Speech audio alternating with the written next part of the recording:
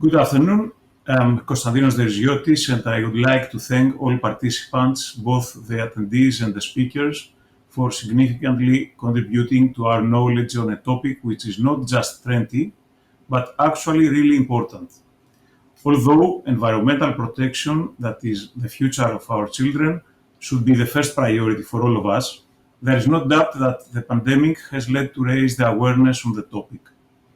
Within this context, European Green Deal is fully supplemented by blue economy. And of course, Greece, this diamond of international tourism, where we are so lucky to live, is a key factor due to its numerous islands and its geographical diversity. There are 6,000 islands and a coastline ranked within the 10 longest coastlines internationally, both of which mean a lot. Maritime tourism and the marinas are a key element for the life on the islands and the Greek archipelagos. So let's start. I want to ask you the opening speech for each speaker should be 3 minutes long to have time for a second round. So, two islands in the South Aegean region are at the forefront of environmental initiative, proving that there is something interesting going on in the region of the South Aegean with the governor, Mr. George Hadjimarkos, in action. The mayor of Chalki, Mr. Evangelos Fragakis, is going to talk to us about the environmental initiatives and the progress of the island via international synergies. Mr. Fragakis, welcome. Thank you. First of all, I would like to take this opportunity to thank you for inviting the island of Chalki and myself to this very interesting event. The municipality of Chalki in October of 2020 officially submitted the Clean Energy Transition Agenda of Chalki Island and officially started its transition to clean energy with the support of the Secretariat of the European Commission Clean Energy for the EU islands. Our energy transition will not be possible without adapting our infrastructure to the needs of the future energy system. As we all know, energy, transport, and telecommunications infrastructure are increasingly interconnected. The fair transition of our energy system to clean, renewable energy sources and general the transition to climate neutrality are the big bet of our municipality. The plan of our energy transition is the main pillar of our energy policy for the coming years and will serve as a roadmap of the long-term decarbonization strategy of the island of Chalki. The transition of island to renewable energy sources is a social issue. It requires the active participation of the inhabitants of the islands and the assistance of the local self-government organization, mainly in administrative and organizational context. The island of Chalki has the right conditions to tend to the production of green energy for renewable energy sources to meet the needs of the island electricity, at the same time the decarbonization of maritime transport and road movements through scientifically reducing of its environmental footprint. Reducing the climate footprint of human activity in a factor of tackling climate change is the line with the objective set out in the 2015 Paris Agreement on Climate Change, the European Green Agreement and Objective of 13 of the United Nations Sustainable Development Goals.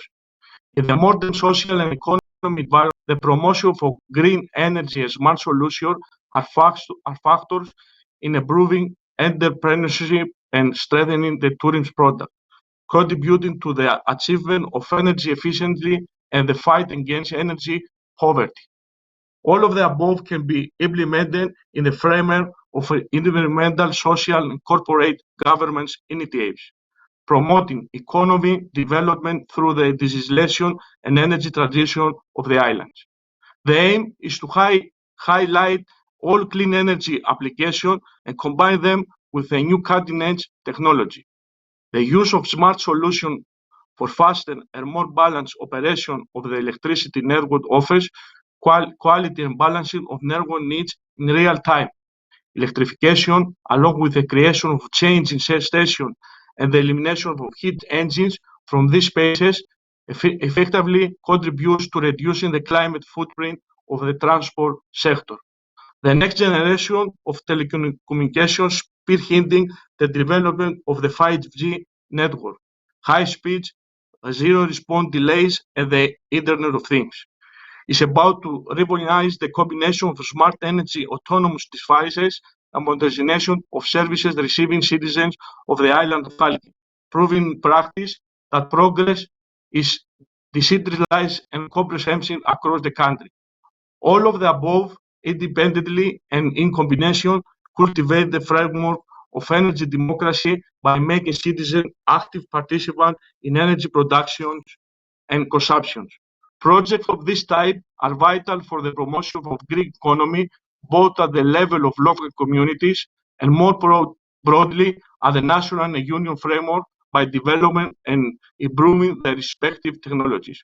Our goal is the energy autonomy of the island of Halki through the production of green energy and the parallel saving in the cost of electricity for households by also the municipality through the mobilization of residents.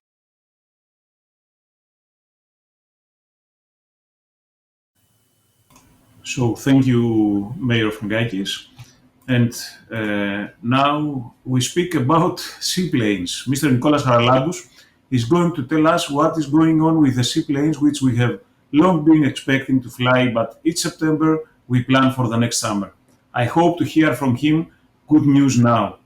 I want to remind you that before 100 years, there were Air France and Imperial Airways seaplanes at Castellorizo with very interesting photos. Mr. Haralambous. I thank you for the invitation, first of all. I would like to express my regards and the congratulations for the organization of this event. First of all, everyone knows about our effort that we are doing the last 9 years. Hellenic Seaplanes was created in 2013, and today we have 2022, and we're still in the effort of developing a network, a viable network of water airport.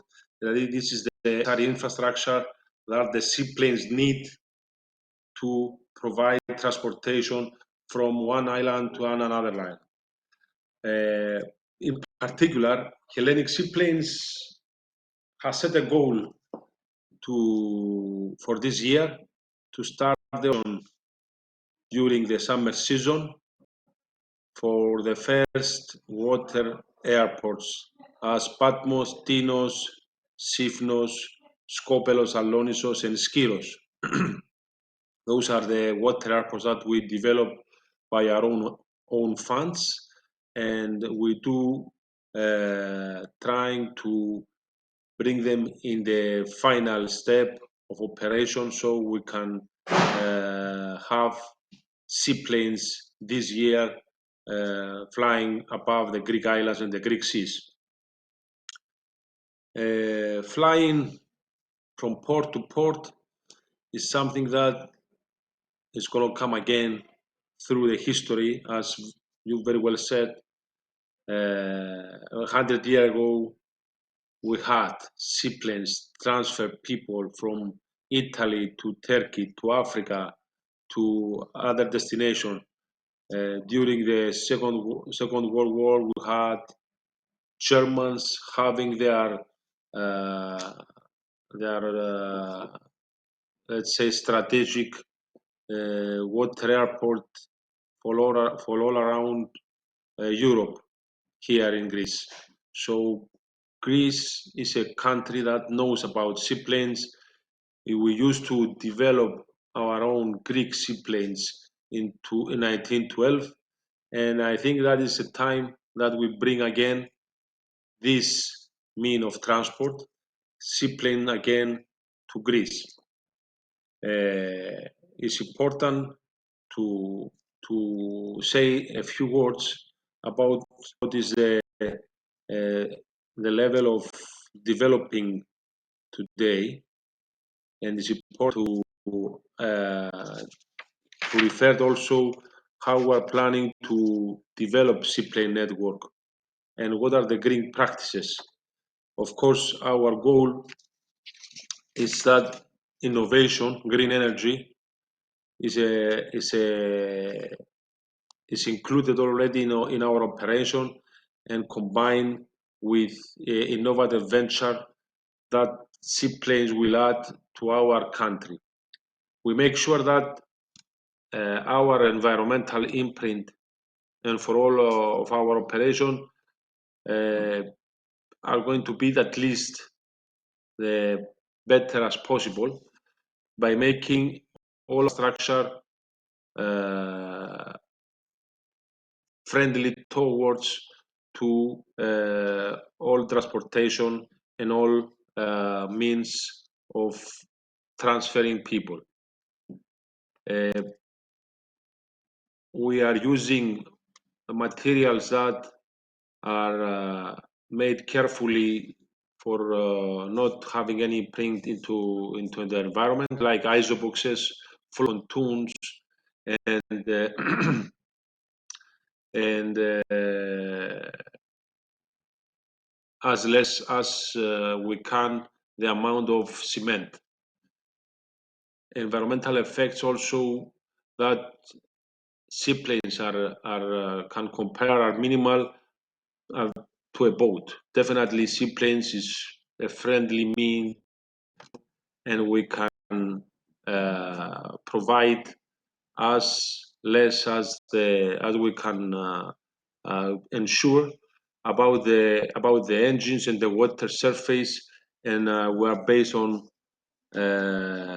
avoiding any water accidents. It's important, of course, that all the operation are going to become by electrical vehicles for the water airports, and we are expecting the production of the electrical seaplanes. They are already testing some seaplanes, some amphibians plane with the electric engine, and we're expecting by the next 5 to 10 years to have also some electrical seaplanes. That's it for us. In the next round. And now the mayor of Astypalea, Nikolaos Komineas, is going to share his experience with us for the process of transforming Astypalea into a green island. Mr. Komineas. Thank you very much for the invitation to this very important session we have today. I'm going to talk about ASSI, Astypalea Smart and Sustainable Island, which is a joint action which tries to show that the green transition, what it means in the fields of transportation and energy production by eliminating the CO2. Astypalea, as you may know, is an island of a unique beauty. With traditional villages and an unspoiled and virgin nature. Of course, that means that we want to preserve this nature and the character of the villages. Therefore, we think that this green transition and all the synergies we have according to this program not only will protect the environment, but also the new technologies that they can be put on the island, they can improve people's life. So the program we run, it has 4 pillars. First pillar is the e-vehicles. The goal here is to switch the existing fleet of combustion vehicles to electric cars. A special law has been passed by the Greek Parliament, which gives great subsidies to the locals to buy new cars and also plus subsidies to replace their old cars with the combustion engines. By the group of Volkswagen, which is a participant together with the Greek state and Astypalea, municipality of Astypalea to that program, sells their own cars to factory costs so that the people will finally pay much more less money to replace their cars or to buy new cars. The second pillar is on-demand mobility. That means we're going to have a fleet of electric small buses, and using an application on our mobile phones, we are going to call for transportation, and we are going to be picked up from a certain place and to transport to another place. This is going to be done by every customer, let's say, every passenger. A central system will organize the routes that those small buses are going to follow, so that everyone is going to be transferred to the place that we want. That means it's very flexible, with no steady bus stations, but they're going to be picked up and transferred where do they want without having bus stops, just virtual ones. Of course, all those buses are going to be electric buses, and this is a new way of transportation which is going to be settled for the first time in Greece. The third pillar is charging and energy.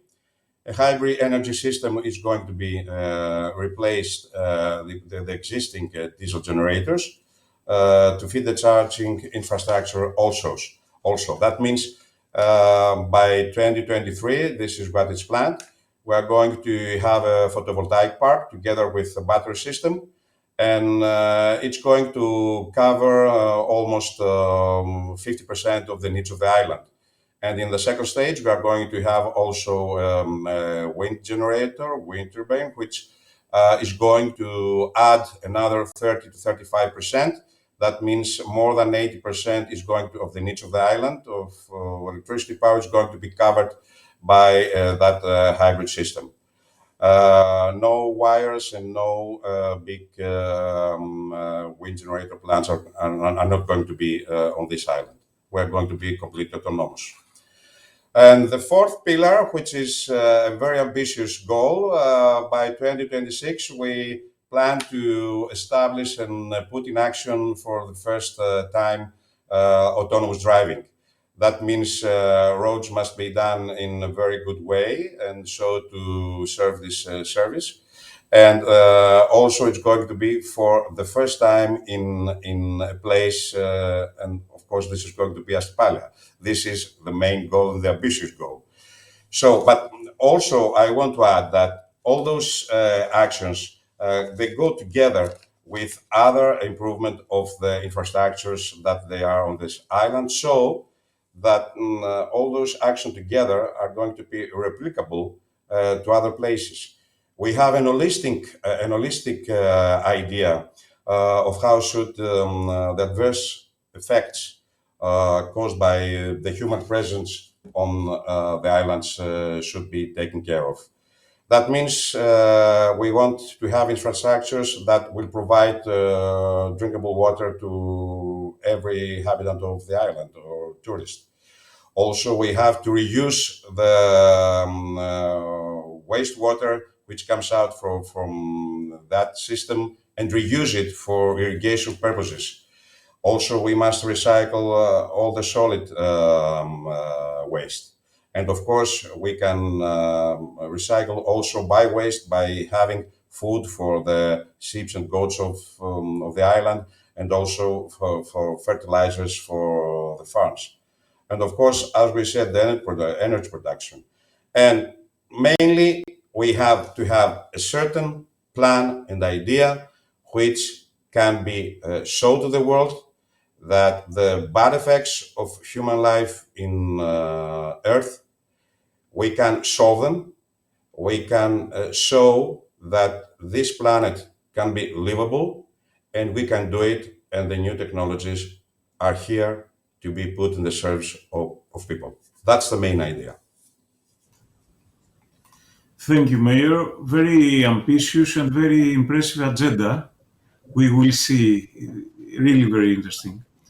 And now, Mrs. Martina Rossi, Head of Maritime Technology Cluster, is going to talk to us about international experience and the collaboration of the public with the private sector in this very interesting area. Mrs. Rossi. Thank you. Thank you very much, and thank the organizers for the invitation today. Our goal needs to be explained together also with a first indication of what Maritime Technology Cluster is. since we are a technology cluster in Italy at the top of the Adriatic Sea, and basically we are a consortium. I have to say that the yachting sector and marinas are only one of the sectors that we target, together with transport offshore and shipbuilding. This sector means for us about the 20% of companies working in the boat building, and then another 15% more or less working in nautical services. That, to give you some numbers, means about 450 companies in our region.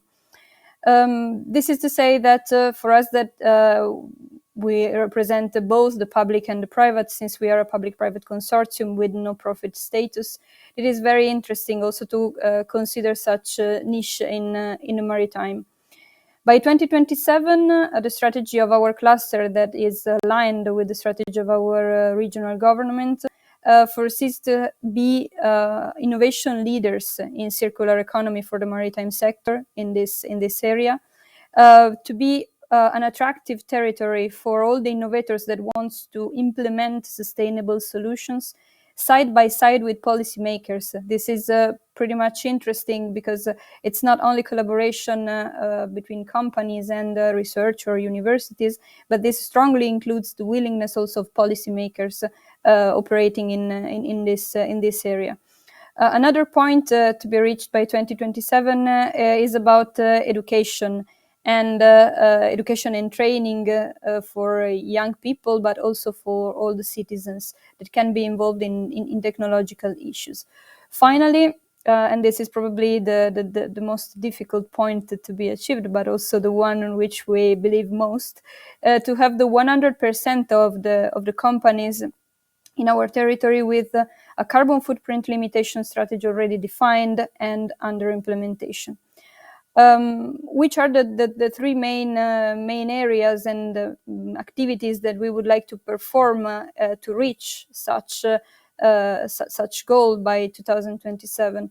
The first point is about innovation. As I mentioned, we have to consider local needs because we work really on local areas, but we have to keep our minds linked to the global targets.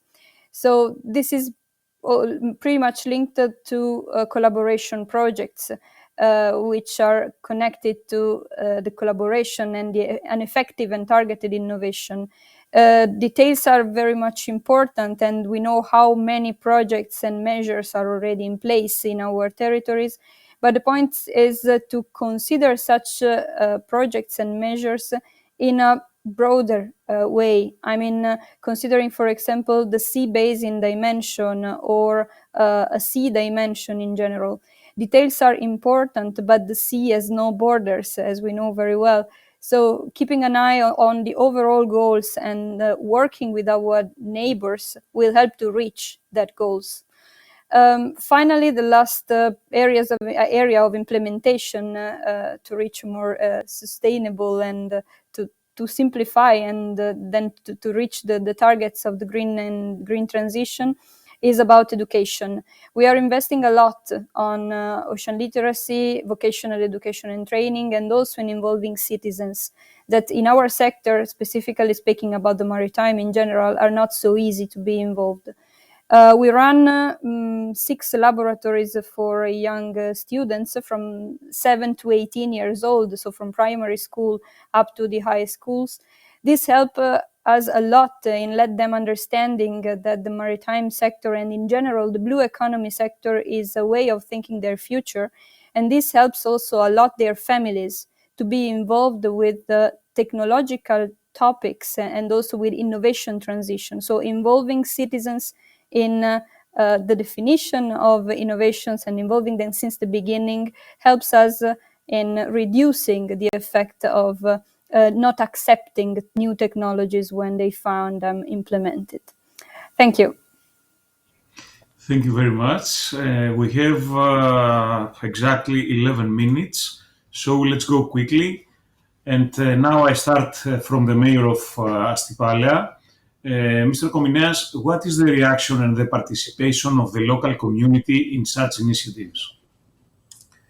Well, 2.5 months ago, I was participating in Glasgow for the COP26. I thought that I would present very modern and revolutionary ideas about how we should handle the green transition and the participation of the local communities. I found there that all my thoughts were a common era, not only for the European Union, but also for the United Nations and the OECD. But from the other hand, I have the impression that Greek state is facing with a phobic syndrome the participation of the citizens in the green transition. The location of areas in which renewable energy sources will be placed, the number, let's say for the wind generators, the number, the size, etc., should be talked and agreed to with the local communities and people there. They want to participate. They have to participate. If we are going to act without their consensus and without their feelings and ideas, they will oppose, and the whole program will not succeed. I can understand also that this phobic syndrome also leaves, free space for suspicious ideas, for people that they just want to live the way our grandfathers used to live, not in the modern way, and they don't understand quite the needs for this transition. But also, people, they have the idea that all this big thing, it's only about earning money. We have to deal with them. We have to talk with them. Of course, many of their ideas and many of their fears, they are true. That's why we have to find a solution and an agreement between the local communities and the states that they are going to establish those infrastructures. Let me say one more phrase.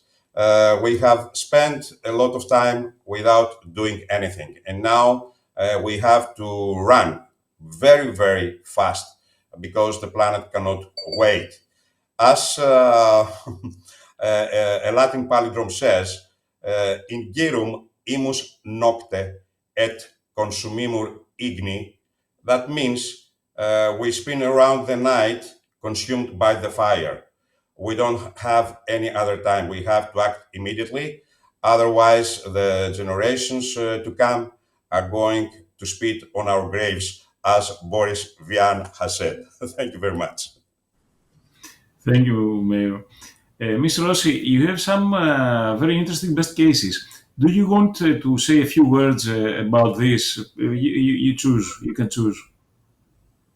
Yes, I can mention just one of the last initiatives that we have in terms of innovation and in terms of trying to transferring the transition, the green transition in the Adriatic.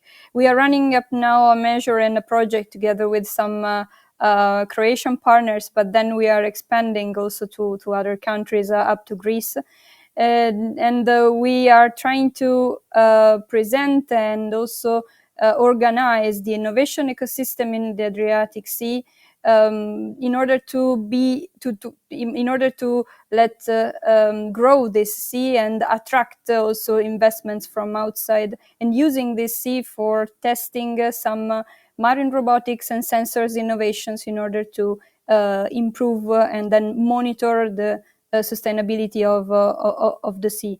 This is the idea. As I said before, collaboration is extremely important when we talk and when we operate on the sea, because otherwise, unless we cooperate, our efforts be completely useless, since it makes no sense to work on a specific solution without considering what our neighbors are doing. And this is particularly true when the sea basins are somehow closed and not so open as oceans. Just one last point. We suggested to our regional government the innovation paths for the next years up to 2027.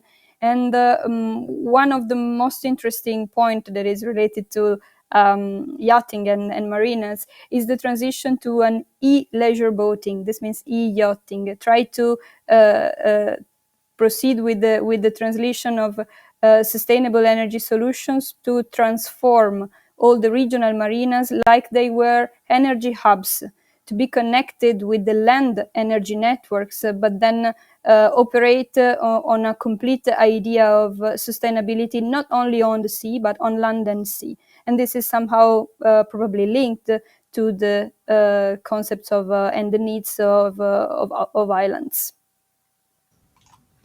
Thank you, Ms. Rossi. We have 4 minutes exactly. So, Mr. Haralambous, are the seaplanes going to flying this year? What are challenges faced?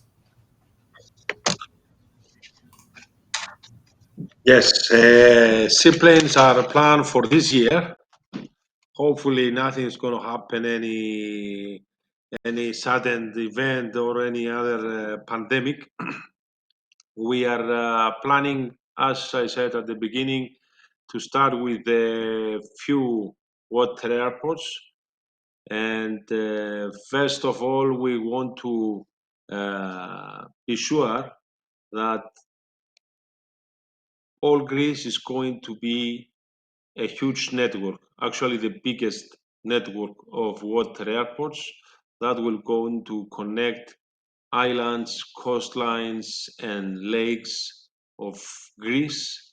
And potentially we are going to connect also the neighboring countries and create probably one of the biggest and prettiest connection environment of all around the world. Is going to be transportation and touristic product. Also, is going to give a new way of transport, a new touristic product, and of course, a social product for people that living into limited connection islands or places, and through our through seaplanes, they are going to have a normal into a peripheral network so they can connect to all around Greece. Thank you, Mr. Haralambous. For some few seconds, I can't hear you. I don't know if you hear me, but anyway, let's close with the mayor of Chalki, Mr. Fagakis. Which initiatives are in progress for the promotion of Chalki as a green island abroad? One of the main pillars of our energy transition plan is the technology based on the sea.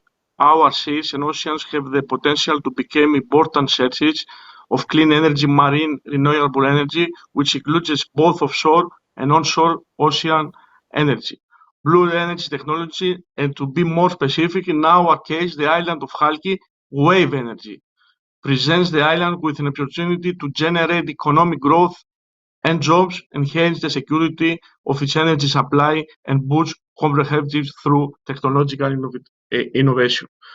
If we have more time, I will explain you, but now we finish our time. Next time, maybe we're going to say more than for that project. I will finish with say something. On the one hand, sustainability is reflected as a set of policy initiatives with different consequences. On the other hand, sustainability is more like the visionary perspective for managing the renewable energy sources that every place offers without, of course, wasting them or bordering them. Sustainability, therefore, concerns natural resources, management policies, energy as a key component of sustainable development, environmental impact, planning practices, economy, etc. It's clear that the island of Chalki is charting a sustainable path with respect for the inhabitants and visitors. Thank you. Thank you, Mayor.